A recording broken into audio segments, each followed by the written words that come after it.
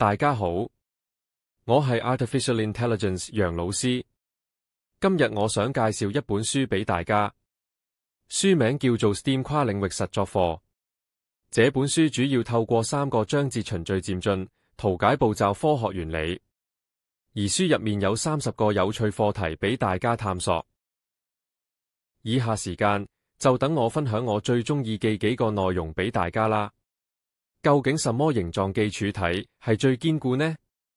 係三角柱體、四角柱體定係六角柱體呢？大家都可以喺屋企或者係學校跟住以上圖片試下。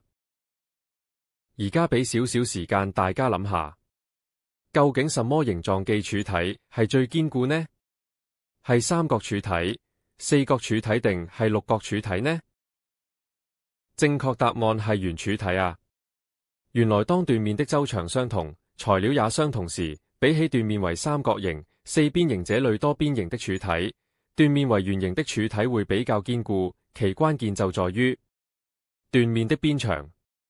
原來當紙張形成一大片平面時，一旦承受來自正上方的重量，平面就容易扭曲變形。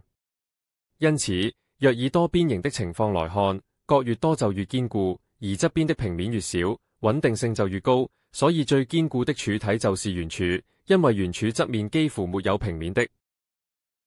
而另一個我覺得有趣嘅係，究竟什麼樣嘅房子比較能夠承受強風、地震或大雪嘅呢？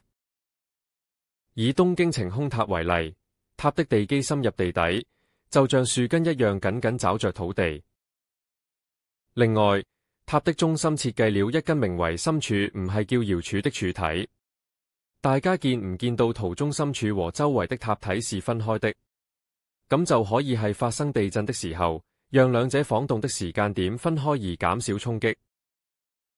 而係日本岐阜縣白川鄉則因為冬天經常下大雪，所以你會留意到屋頂的傾斜角度都蓋得相當陡峻，讓積雪容易滑落。由於房屋的形狀看起來像是將雙手合攏，所以又稱為合掌屋。希望大家鍾意你本書啦！